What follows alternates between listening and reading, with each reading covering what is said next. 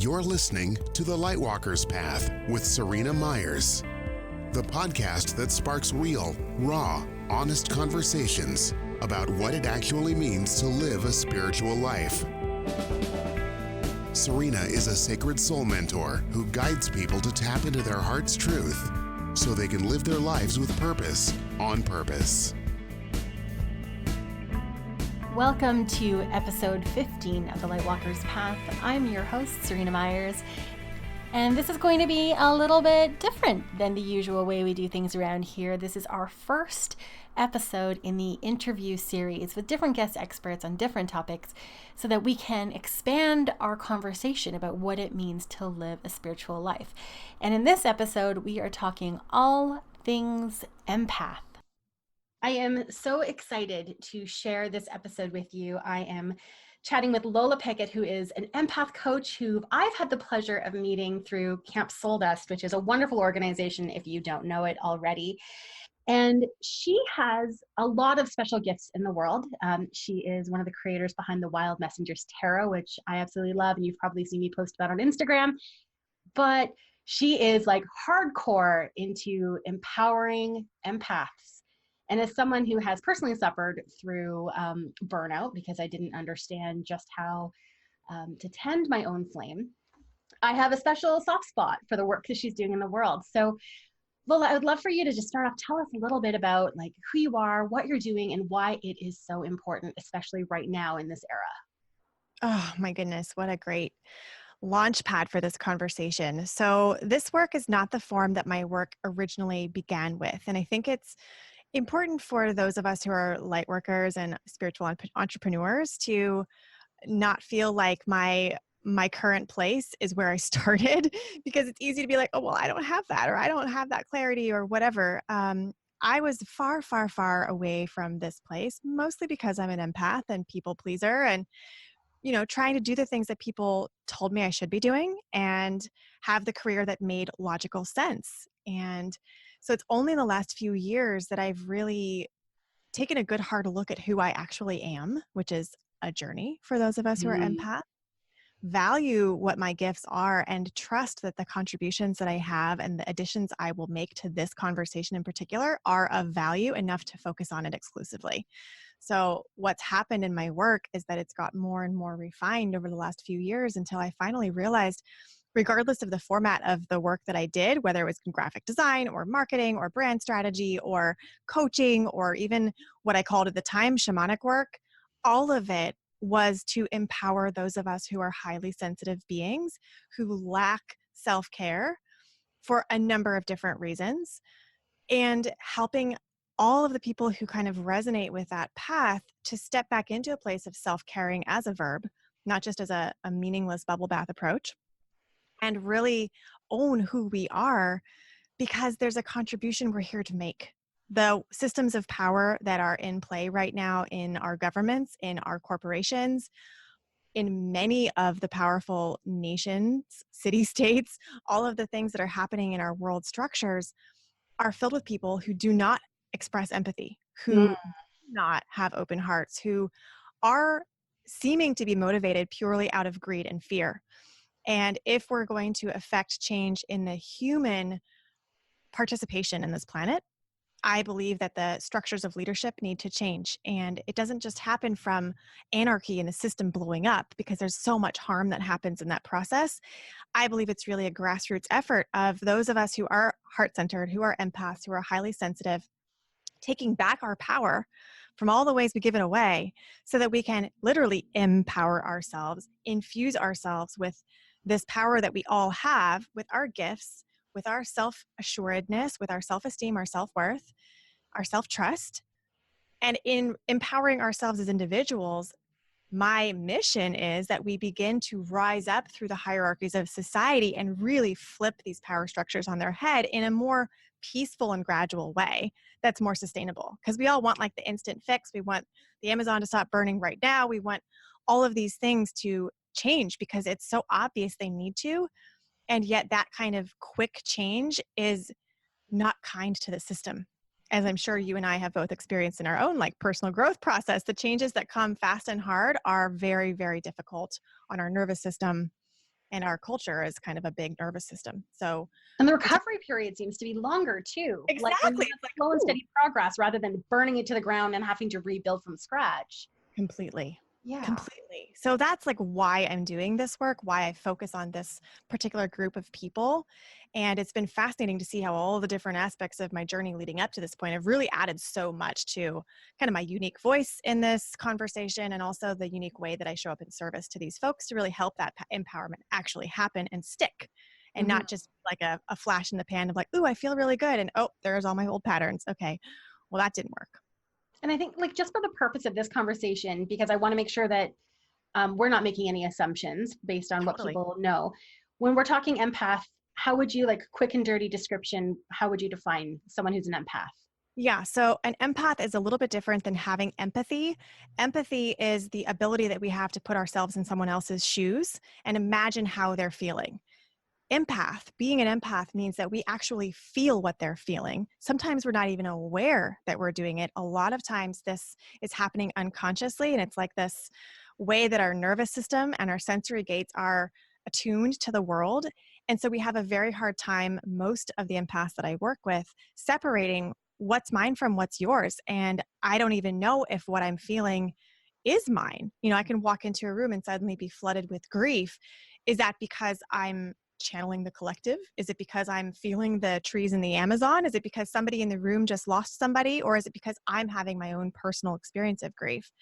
So learning to differentiate that is a big area of opportunity for empaths. Mm. And it's very different from just having empathy, where you are essentially in a position of compassion. Like, oh, I understand how that could be for that person. Empaths actually have the physical, mental, energetic, emotional experience of that person. They're Making just it carrying the weight of the world, really. Yes, and is that our job? I have a whole podcast about that. And no, it's not. Absolutely.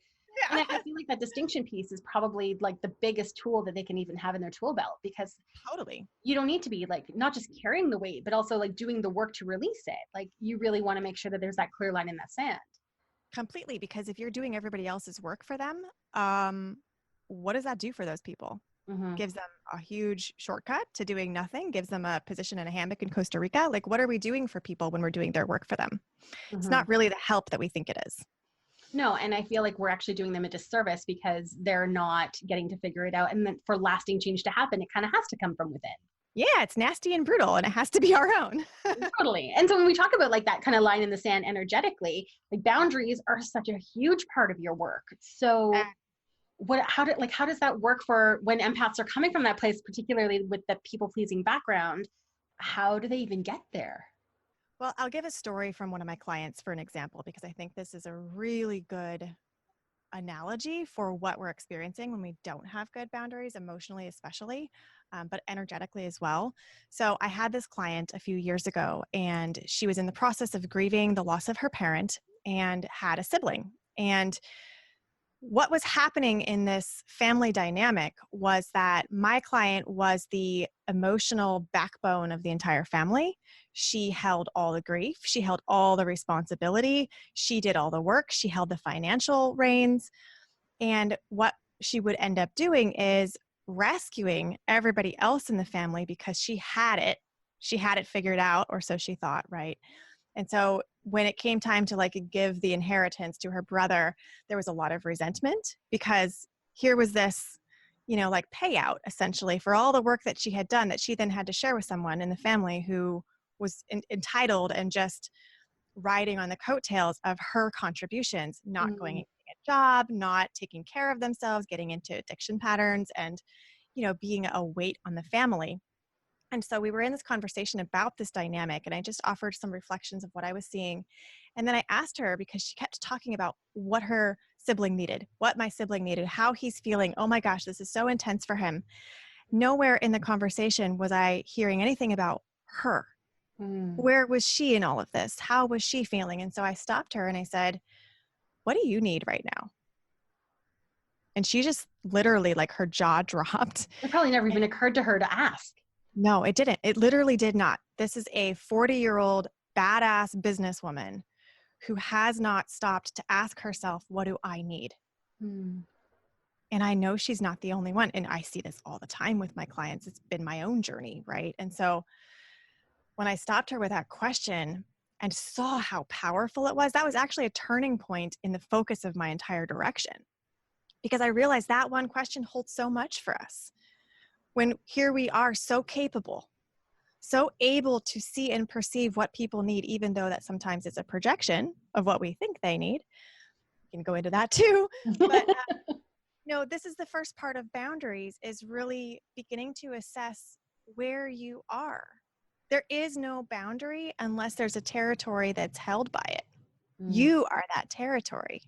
You are that border.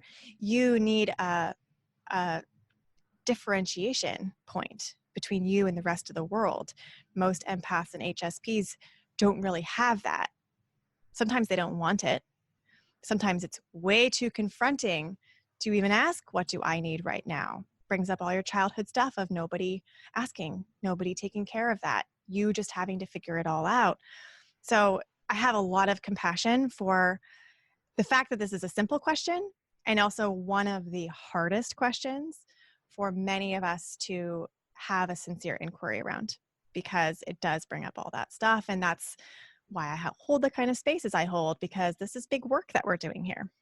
And it's funny because a lot of people think it's the upholding of the boundary that is the hard work. And it is, like, that's a whole other piece of it. Yep. But that step of even identifying that there is a boundary and claiming a space for yourself before you even project that into the world.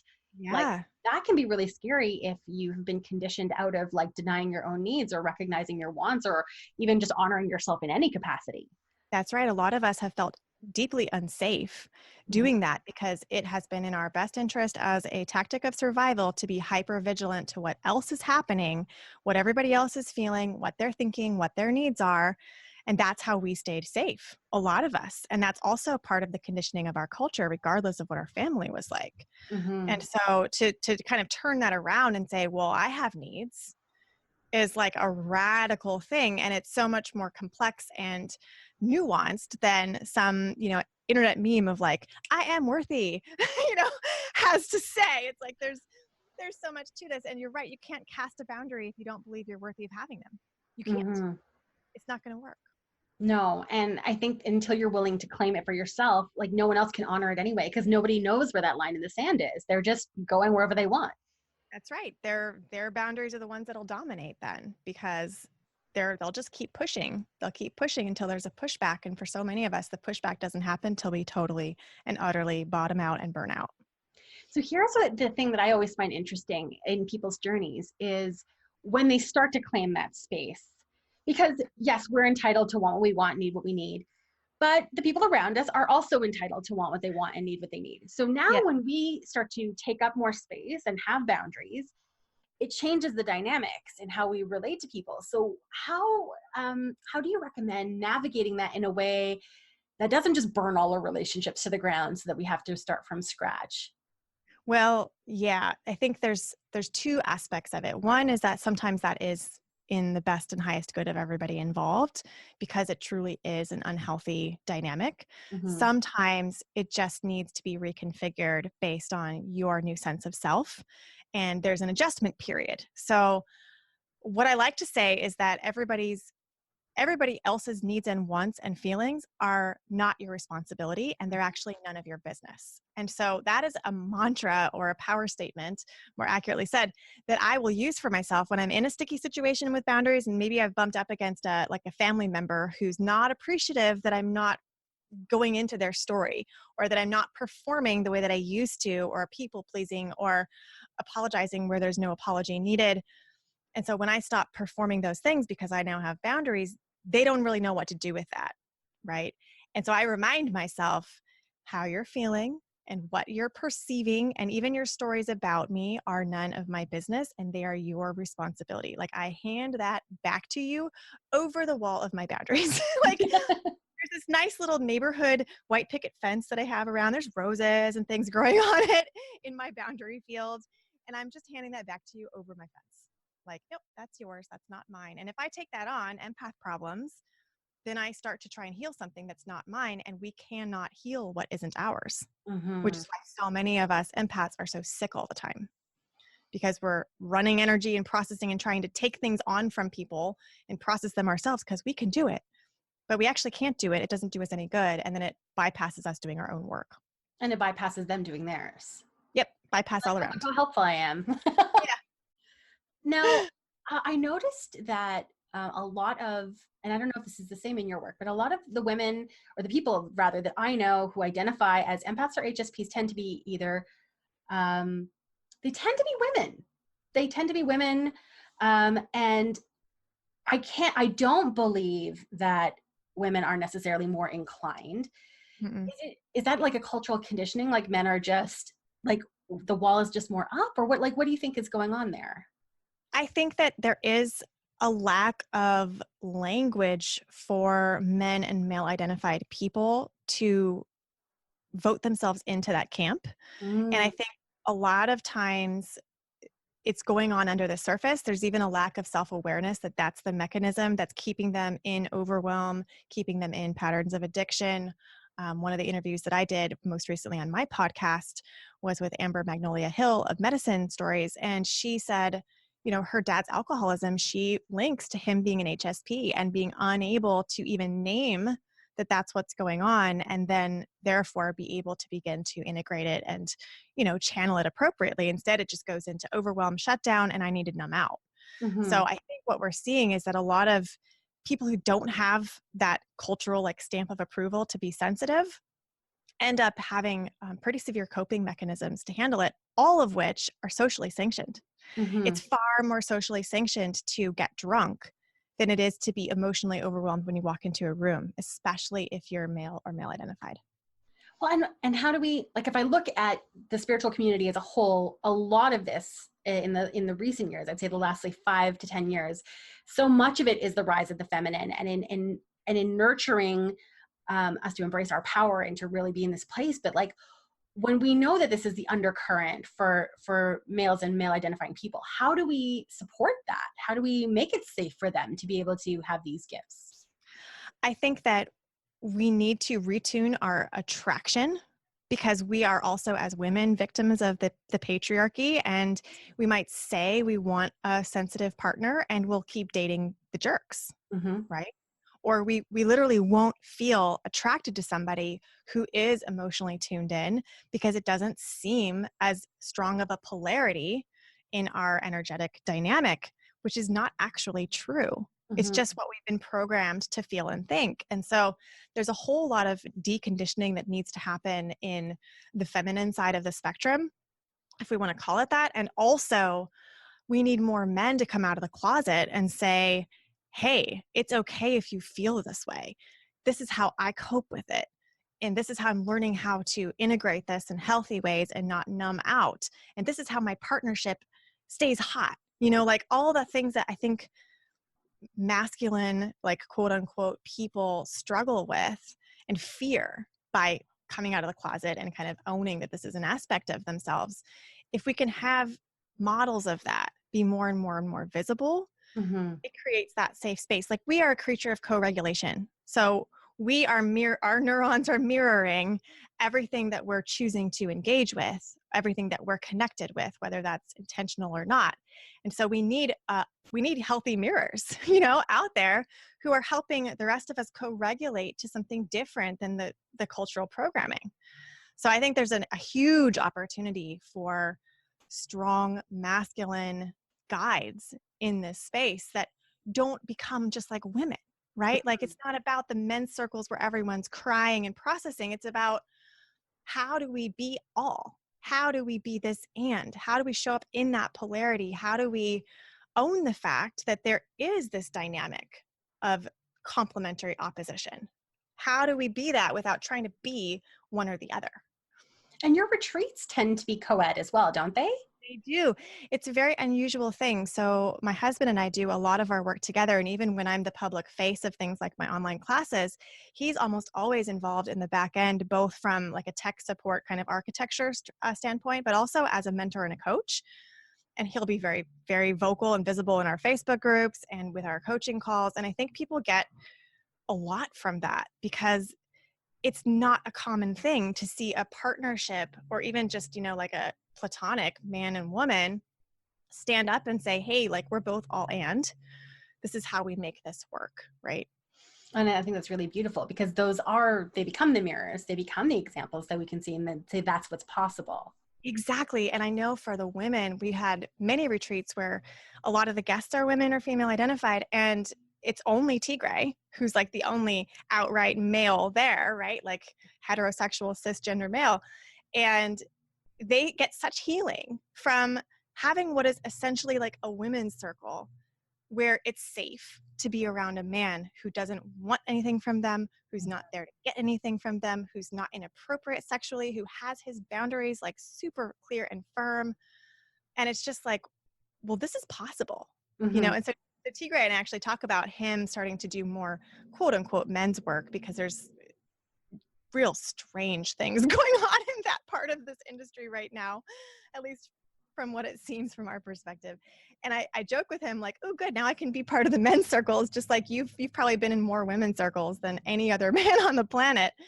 And there's so much that you have received from that. Like he gets to see inside of the women's experience in ways that only mine could not speak to, right? Like such a precious gift. And so the more integrated we can create for these spaces, the more trans friendly they are, the more BIPOC friendly they are. And that is so important to me. I do not want to run an exclusive space. I'm not interested in that. I'm interested in integration.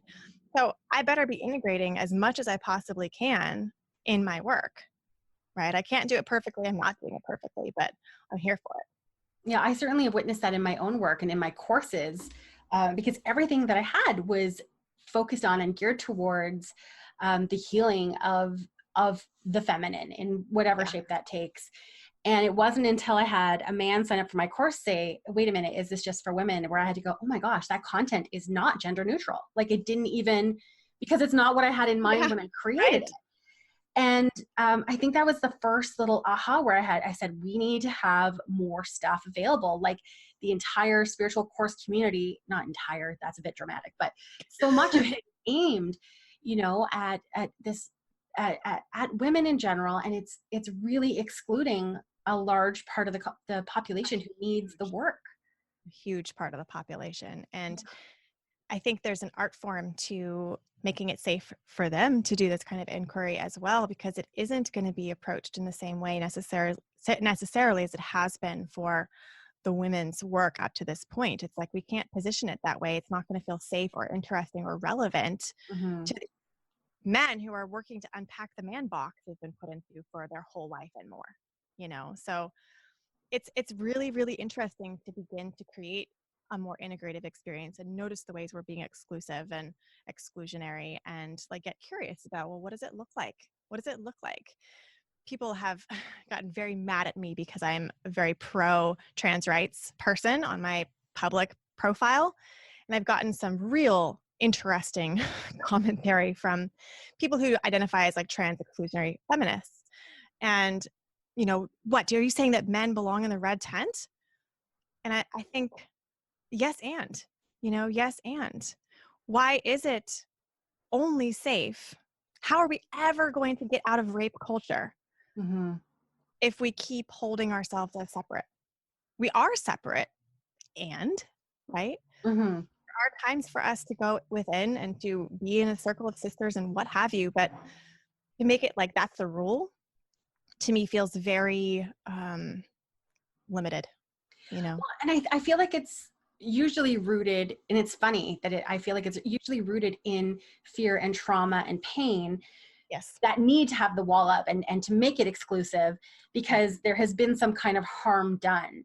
Exactly. But the downside to that is that how can you find the remedy to that pain, that trauma, and that hurt unless you have these examples and unless you're in safe spaces where you feel safe with people who maybe are types of people who had like betrayed you in some capacity in the past. Exactly. Like I have a wonderfully sensitive husband who is big support, totally not spiritual. Well, at least he doesn't identify as such. I think that's great. And I cannot tell you how nourishing it was because I had toxic relationships with my brothers. I had toxic relationship with my dad. I've had like a plethora of shitty boyfriends. Like all I knew was the shadow side of the masculine. Yeah. You know, and so to share space every day with a man who is like probably honestly in many ways more in touch with his feelings than I am, Yep. has been so nourishing for me to be able to rewrite these stories. And since then, I have formed friendships with men who, some of which identify as spiritual and some of which who don't, but who show up with their hearts in ways that I can repair all of these old stories and these old traumas that I didn't even recognize were there until suddenly I started seeing these beliefs being challenged within myself. Totally. And so long as we have that wall up and we keep people out, we don't get the opportunity to do that. No, and that's the tricky part of this conversation because we talk about boundaries, right? But my definition and the way that I believe boundaries function best is not actually to keep people away. It's to create a safe space for us to internally radiate, right? It's more like a hug for ourselves versus a keep out sign to others, which is a totally different energetic, right? So that is what allows us to have this safer kind of integrated exploration with the very types of people who have hurt us in the past. And that is, I would hesitate to say, almost the only way we're really going to reprogram our trauma wiring. It's the same kind of thing that will happen with medicine work, with clinical MDMA, with all of these tools that we now are now becoming more and more available, at least. We have to create this safe space to rewire our body for a present that is not the same as the past.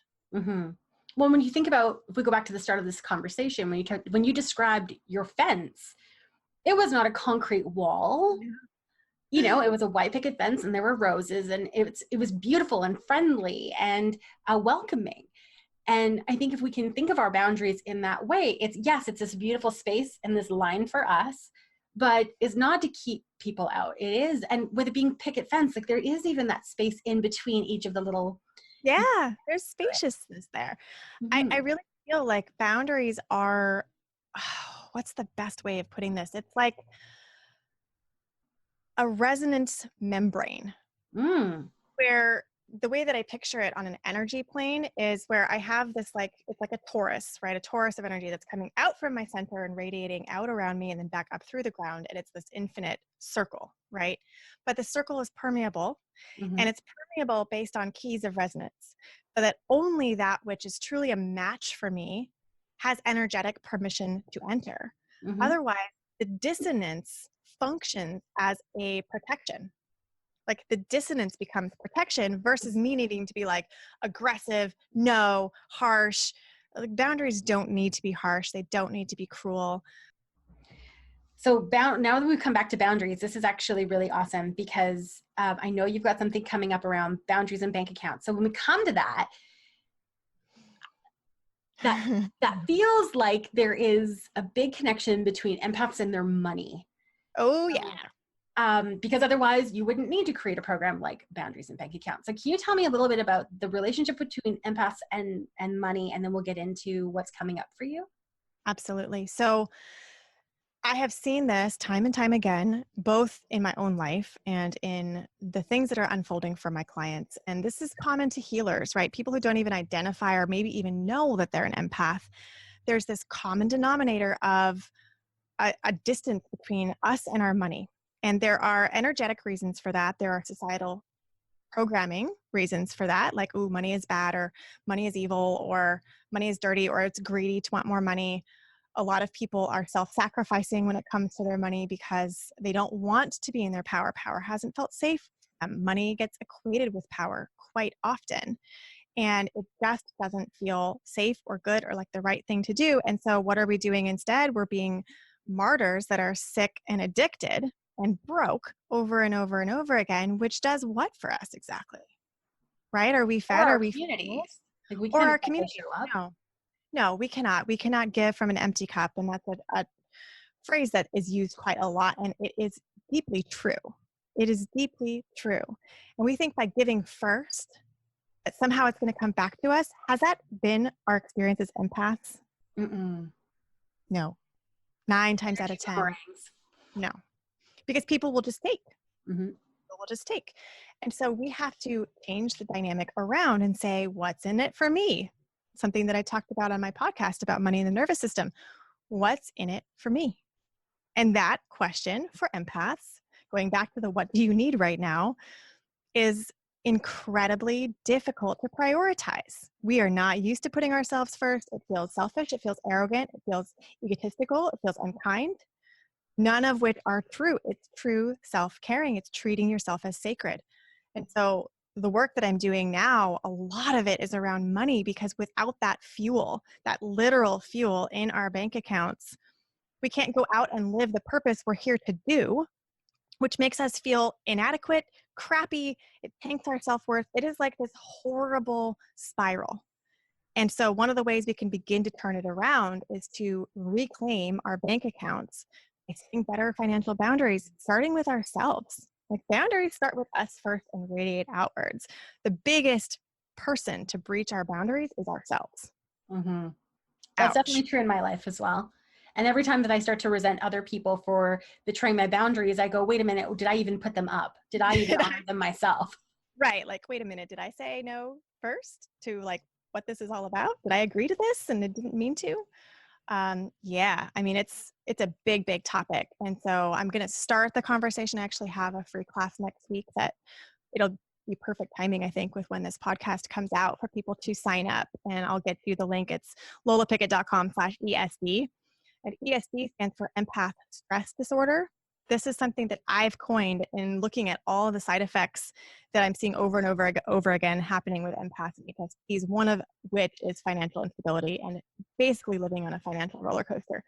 And it has roots in our nervous systems, which is something that I think a lot of people aren't connecting. It's like, oh, I'm just bad with money, or oh, my family's always been terrible, or oh, my mom taught me this, or whatever. That's true. And where it's actually living is in your body, in your sensory gates, in the way that your brain and biology is programmed to perceive reality.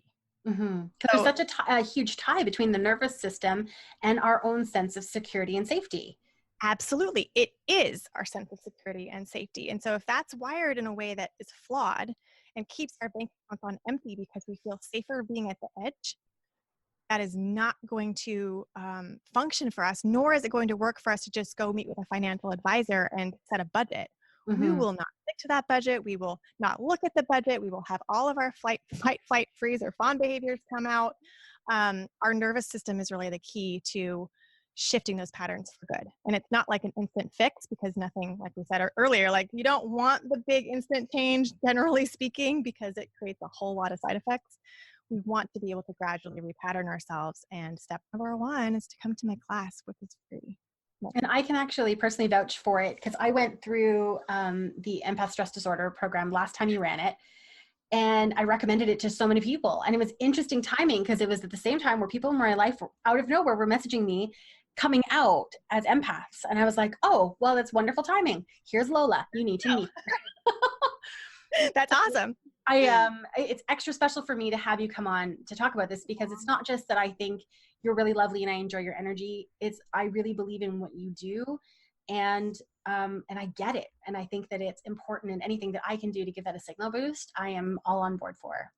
Thank you so much for that. I really appreciate it. And it takes all of us working together in, interdependence and like community to raise this up. I mean, I am definitely woo compliant, but I'm also like super grounded in life here on earth. And when we talk about raising our frequency, it has to do with where our energy is at in our bodies and what we can even tolerate.